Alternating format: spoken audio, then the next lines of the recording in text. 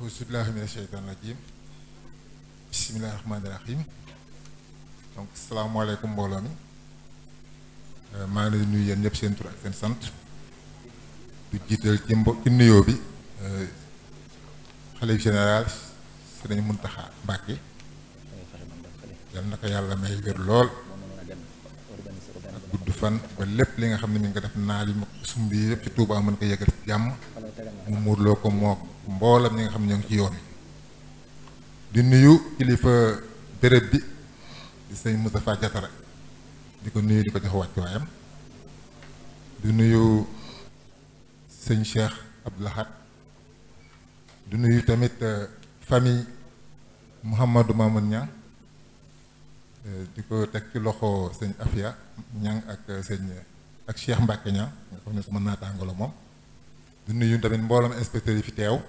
sëñ Moustapha Diatara ak docteur Lo ak mboolam jàngalekat yi nga xam ne ñoo ngi jóge ci béréb bi Touba yëpp ñëw teew si jotaay bi di nuyu tamit ndongo yi ak membre jury bi donc di nuyu mboolam invité yëpp ñi nga xam ne ñëw nañ fi donc di jël kàddu di am mbégte di fekkee jataay bii nga xam ni jataay xam-xam la te ku wax béréb bu sell bi rek looy njëkk xalaat mooy xam-xam te xam-xam boobu dañ koy jëmale ci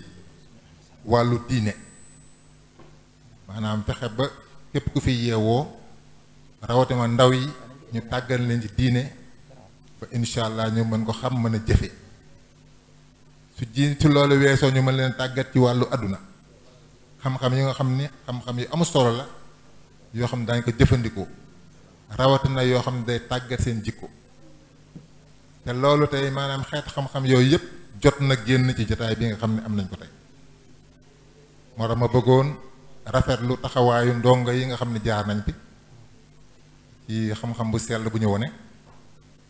di gërëm tamit di sant waaw jury bi nga xam ne ñoom seen liggéey rafet na ñoom it wane nañu xarañte bu baax a baax parce que ci question yi gis nañu ni laal nañu fu ne pour ñu mën a natt ndongo yi nga xam fan la ñu toll donc loolu defe naa liggéey bu am solo la donc ñu koy rafetlu bu baax a baax te fii ñu ko defee muy nekk béréb boo xam ne lii da koy dundal maanaam fu ñu nee bibliothèque rek xalaat xam-xam la ñuy wax te yu mel nii day tax béréb bu mel ni di gën a dund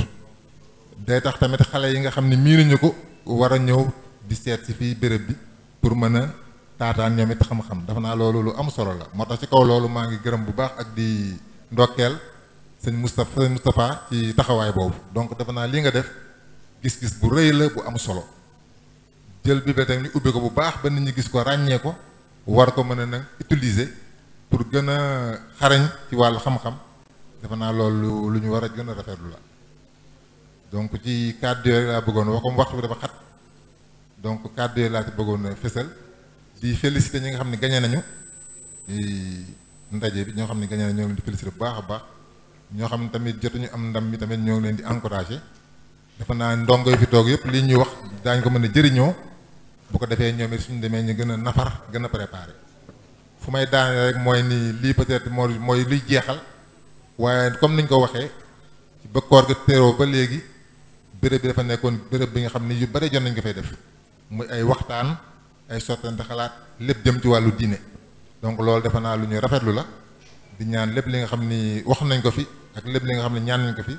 yal na ko yàlla nangu ci barke Seydina Muhammad ci barke Cheikhul Khadim donc ci kàddu yi laa bëggoon tëralee salaamaaleykum wa rahmatullah